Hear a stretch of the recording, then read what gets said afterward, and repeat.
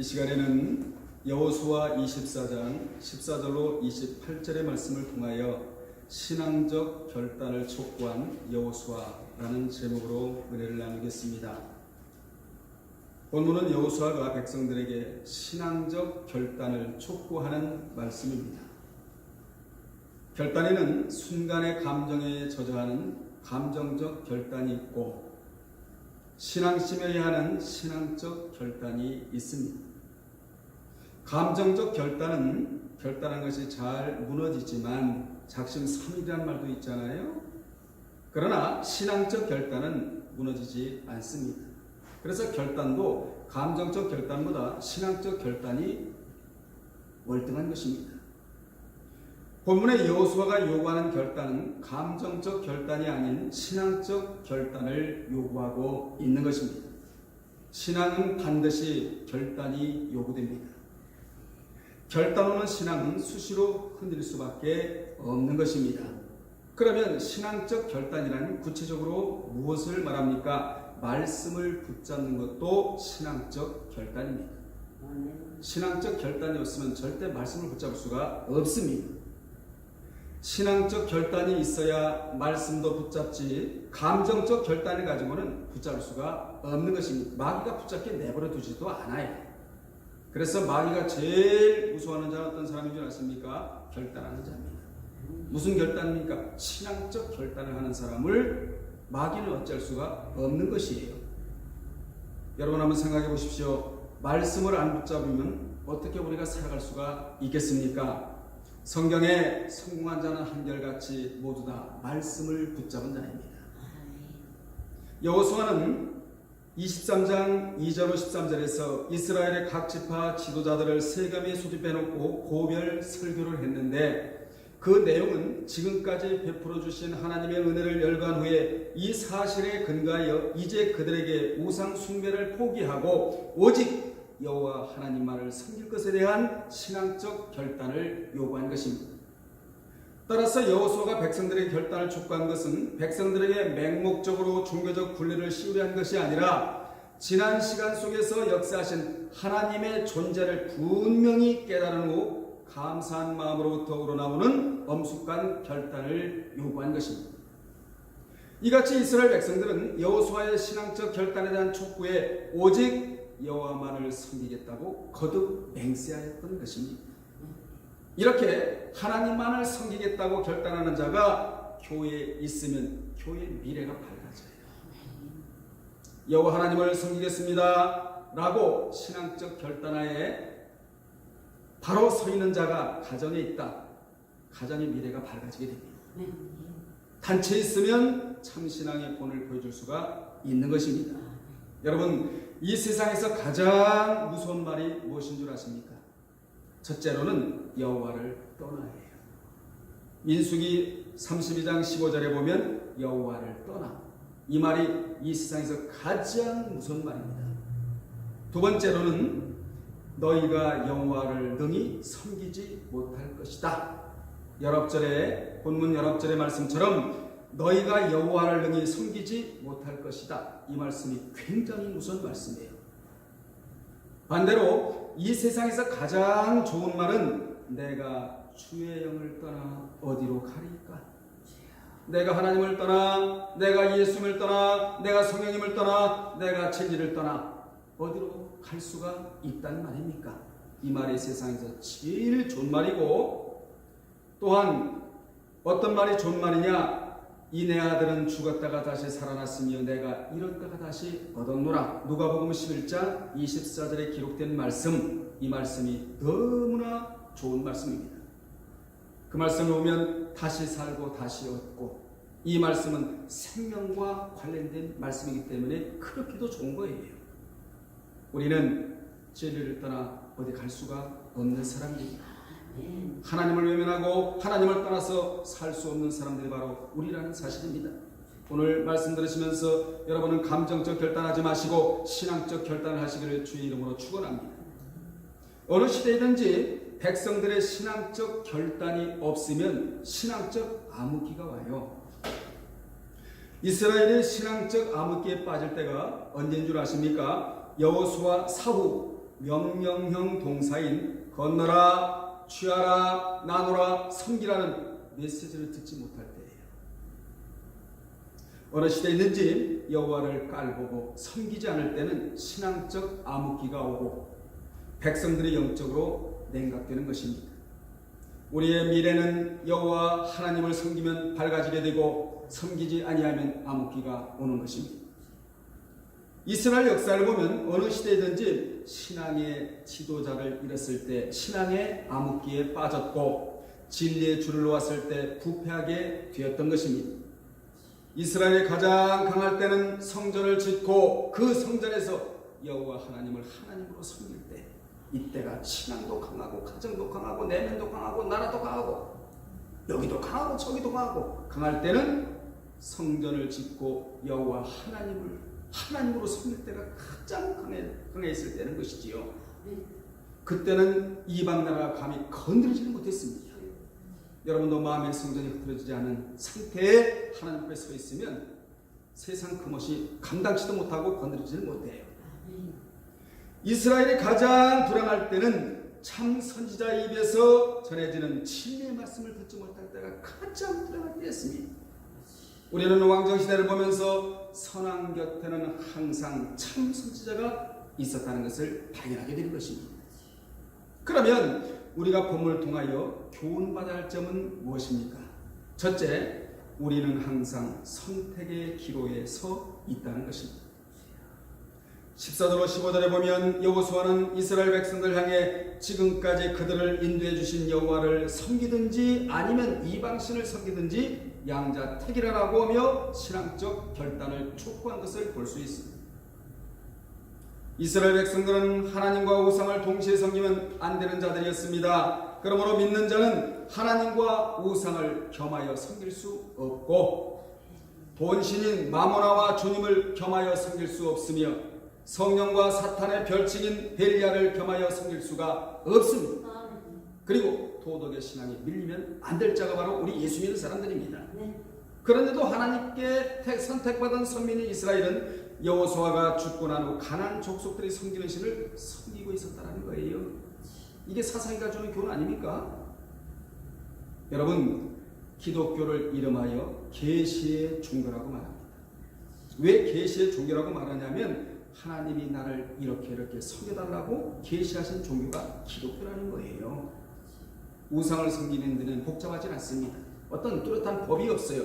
그래서 까다로운 조건인 하나님 섬기는 것보다 너무 쉽게 우상을 섬기는 쪽으로 가버리고 마는 것이거든요. 그 당시 여호수아는 무지한 백성들과는 달리 거룩한 하나님과 가증한 우상이 함께할 수 없다는 사실을 알고 있었기에 이스라엘 백성들을 선택의 기로에 세웠던 것입니다. 양자택일을 하라는 거예요. 여러분, 사탄을 섬기면 이용만 당하다가 인생을 마감해요. 사탄은 우리를 이용해 먹고요, 내버려버려요. 그런데 우리 하나님은 섬기면 섬길수록 우리에게 은혜를 주시고 섬기면 섬길수록 우리에게 능력을 주시며 섬기면 섬길수록 우리에게 복 주신 분이 하나님이십니다. 그래서 우리는 하나님께 이용당한 자가 되어야 돼요. 마귀에게 이용당한 자가 되면 안 돼요. 두 번째, 섬길 자를 택해야 한다는 것입니다. 여호수아가 이스라엘 백성들 향해 너희 섬길 자를 오늘날 택하라 이렇게 촉구를 했어요. 얼마나 당당하게 촉구하고 있습니까? 말씀에 사로잡힌 여호수아, 성령의 검을 들었던 여호수아가 너희 섬길 자를 오늘날 택하라 이렇게 촉구하고 있는 거예요. 당시 이스라엘 백성들은 가나안 땅에 정착하면서 가나안 족속들을 완전히 진멸해야 했지만 그렇게 하지를 않았습니다. 따라서 가나안 족속들이 섬기던 가증한 우상인 풍요의 다산이라고 하는 바알도 그 땅에 여전히 존재하고 있었으며 이스라엘 백성들은 편안한 생활이 계속되면서 하나님을 잊어버리고 가나안의 바알 신앙에 조금씩 물들어가고 말았습니다. 그들은 변화 쪽으로 간 것이 아니고 변질 쪽으로 가버렸다는 거예요. 우리 모두는 변화 쪽으로 가야 합니다. 하나님은 변질된 사람하고는 일하시지를 않아요. 변화 쪽으로 가는 사람과 함께 일하시기를 원하시는 분이 하나님이십니다. 오늘 또 변화되고 내일 또 변화되고 왜 우리가 그렇게 변화가 돼야 되느냐? 변화 뒤에 따라오는 것이 축복이기 때문에 그래요. 자꾸 변화돼야 돼요. 오늘도 변화되고 내일도 변화되고 천국 갈 때까지 변화돼야 될 사람이 바로 우리거든요. 단번에 변화되면 이 땅에 우리가 존재할 필요도 없죠. 천국으로 가면 되는데 변화될 것이 너무 많기 때문에 하나님께서 물 같은 말씀으로 우리 인격을 매일 씻으라고 말씀을 이렇게 풍성히 우리에게 부어주신 것이 아니겠습니까? 이렇게 영적으로 혼탁해져가는 이스라엘 백성들에게 여호수아는 오늘날 섬길 자를 택하라고 촉구하고 있는 것입니다. 하나님께서 이스라엘 백성들에게 우상에 대해 엄중히 경고하셨어요. 시편 82편 9절에 보면 그런데도 그들은 바알신을 섬겼다는 것이죠. 하나님 자리에 바알신을 갖다 놓았다는 것입니다. 하나님은 항상 하나님 자리에 계십니다. 당시 가나안 족속들이 가나안의 우상인 바알을 숭배한 이유는 무엇일까요? 거기에는 나름대로 이유가 있었는데 그때 사람들은 지역신의 개념을 가지고 있었기 때문입니다. 그리하여 그들은 광야의 신 혹은 전쟁의 신, 가나안의 신이자 풍요의 신으로 여겨진 바알을 숭배하는 것이 더 자신들에게 유익하다고 생각했던 것입니다. 그 당시 그들은 유일신이 아닌 다신적 사고와 지역신적인 사고에 젖어 있었기에 그 바알이야말로 엄청난 매력을 지닌 신이었고 가나안 땅에서의 풍요로운 생활을 위해 바알은 꼭 필요한 존재로 여겼던 것입니다. 그래서 이스라엘 백성들은 자칫하면 신앙적 결단을 잊어버리고 여호와 신앙을 버리고 바알을 섬길 수 있는 요소가 너무나 많았던 것입니다.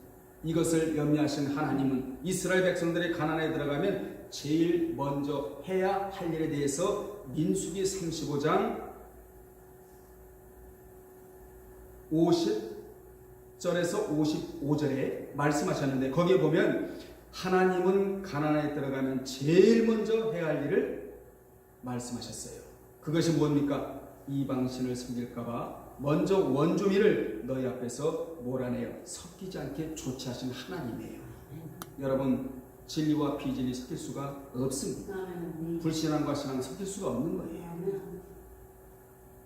그리고 새긴 석상, 부어 만든 우상을 깨뜨리며 산당을 다 헐어버리라고 하시면서 그들을 너희 앞에서 쫓아내지 아니하면 너희 눈에 가시가 될 것이고 옆구리에 가시가 될 것이라고 경고하신 하나님이셨습니다. 그런데 그들이 이러한 말씀에 순종하지 않았던 거예요. 순종하지 아니하면 옆에 가시가 달라붙어요. 그 가시가 나를 찌르거든요. 순종하면 가시가 없습니다. 순종하면 바람도 순풍이 불어와요. 불순종하면 태풍이 불어온다가 성경이 주는 교훈이거든요. 그래서 말씀에 순종하는 자는 절대 딴짓하지 않습니다. 신앙적 결단하에 말씀을 붙들고 몸부림치면서 살아가는 자가 어떤 자냐? 신앙적 결단에 무너지지 않는 자입니다. 여호수아는 백성들에게 너희에게 진정 필요한 분이 누구인지를 가르치고 있는 것입니다. 여러분에게 가장 필요한 분은 누구입니까? 하나님이십니다. 필요한 것은 물질이고 살아가다 보면 그리고 필요한 분은 여호와 하나님이세요. 우상은 우리에게 필요치 않은 존재입니다. 세상은 우리에게 신앙적 결단을 못하도록 요구해와요. 어떻게 말입니까?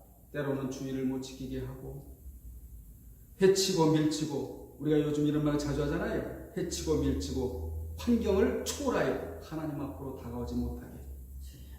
세상에 얼마나 육거리가 많은지 몰라요. 신앙적 결단을 포기하도록. 세상은 그렇게 호락호락하지 않잖아요? 만만치 않잖아요? 이때 우리는 오늘 이러한 말씀을 거울 삼아 이러한 말씀의 지배를 받아 신앙적 결단을 그때마다 다시금 신앙적 결단을 하시는 여러분 되시기를 바랍니다. 그래서 믿는 자는 신앙의 신선도가 항상 유지가 되어 있어야 돼요. 하나님이 전 우주를 다스리시며 만물의 생사화복을 주관하시는 만유의 왕이시라는 사실을 잊어버리면 광야의 신, 전쟁의 신을 섬기게 되는 것입니다.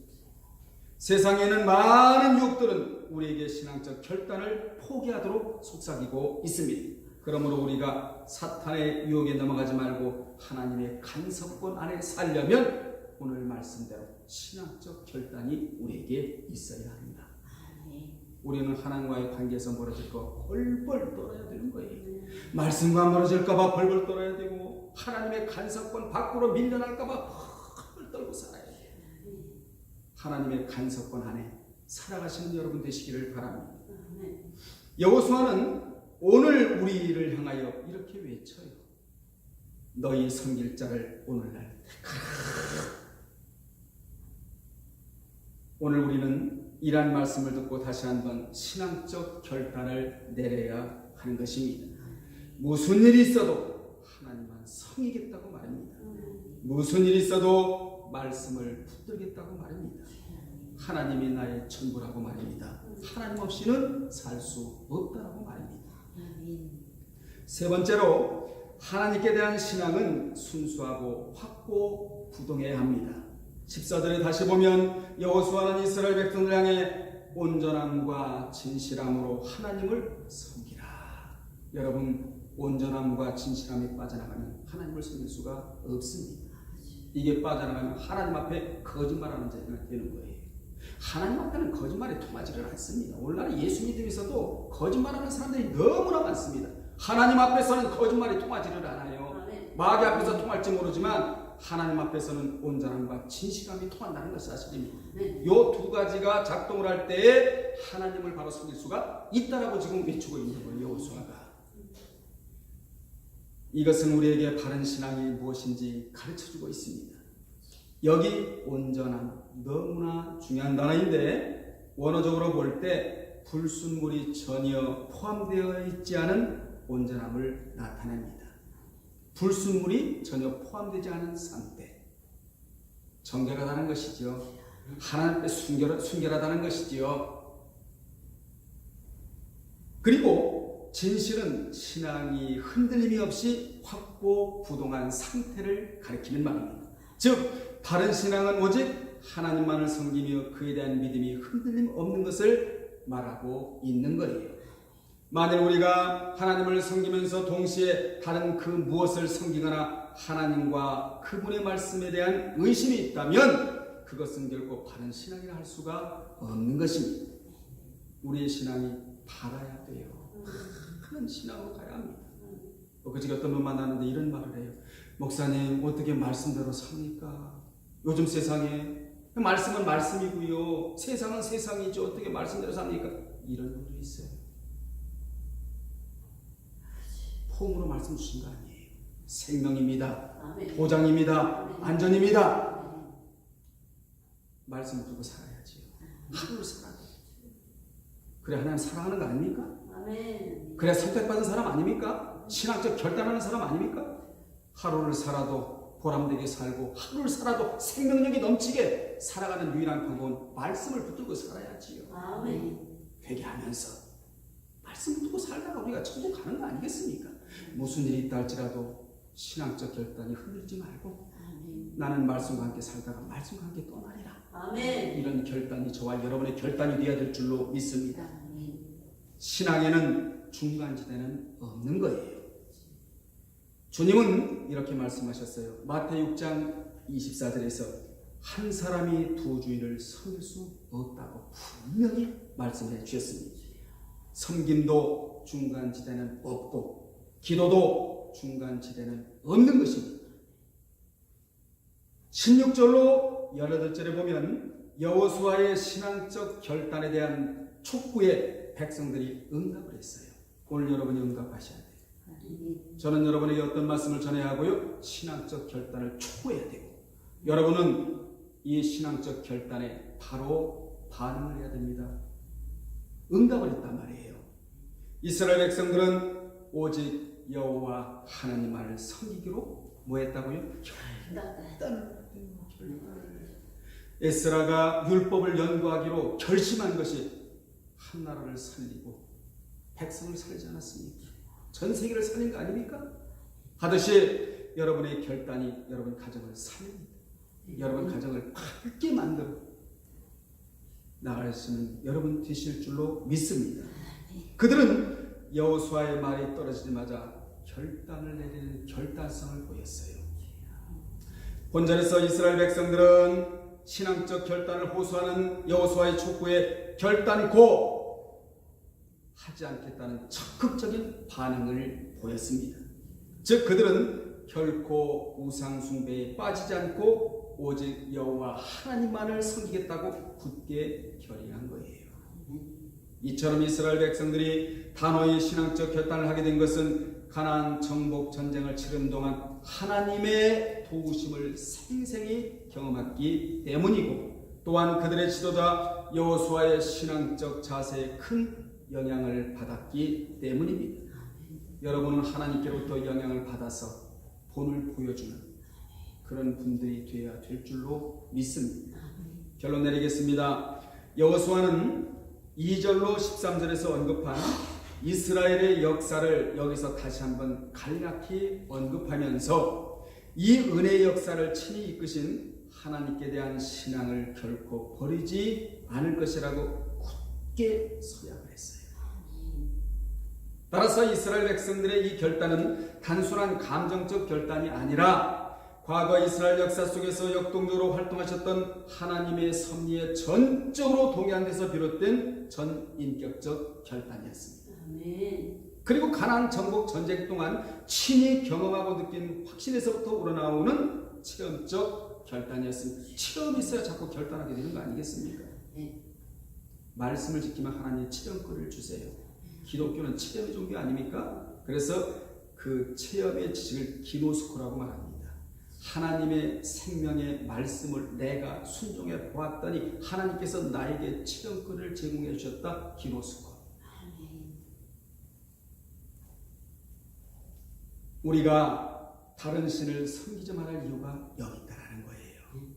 자, 그 이유는 19절에 자세히 나오는데, 자, 19절에 보면 왜 우리가 다른 신을 섬기면 안 되느냐? 다른 신을 섬기면 안 되는 이유가 19절에 나와요.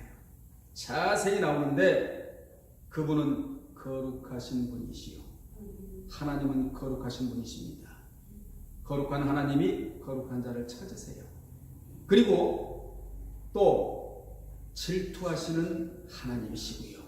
또 그러면 너희 허물과 죄를 사하지 않으실 분이시기 때문에 다른 신을 섬기지 말아야 한다는 것입니다.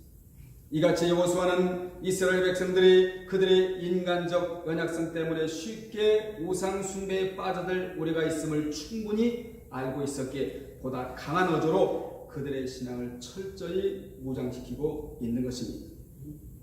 오늘 여러분 말씀으로 무장하세요. 구원의 투구를 쓰시고 의의 흉배를 붙이시고 믿음의 방패를 들으시고 평안의 신을 신으시고 그리고 또 뭐예요? 진리의 띠를 띄우시고 아멘 성령의 검을 드는 이것이 바로 여러분이 해야 할 무장력이거든요. 이 무장력이 전부 뒤에 있는 것이 아니고 앞에 있다는 사실이에요.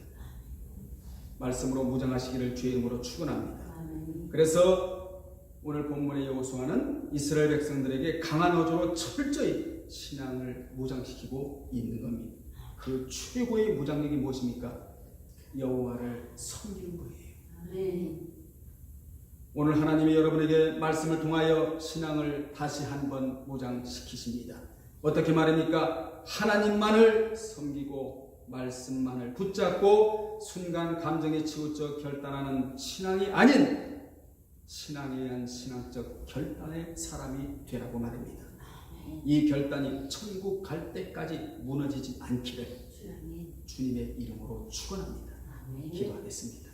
하나님 아버지, 우리 예일교회를 이곳에 세워주시고 오늘까지 진리의 사람으로 양육시킬 수 있는 은혜를 주심을 감사드립니다.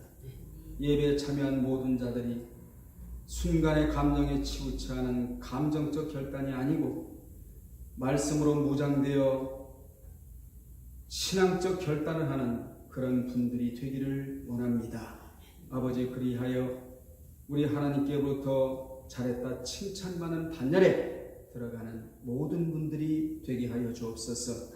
오늘 여호수아가 백성들에게 신앙을 무장시켰듯이 좀 더 말씀으로 신앙을 다시 한번 무장시킵니다. 이 무장력이 풀어지지 아니하도록 주님 도와 주옵소서. 예수님의 이름으로 기도합나이다. 아멘.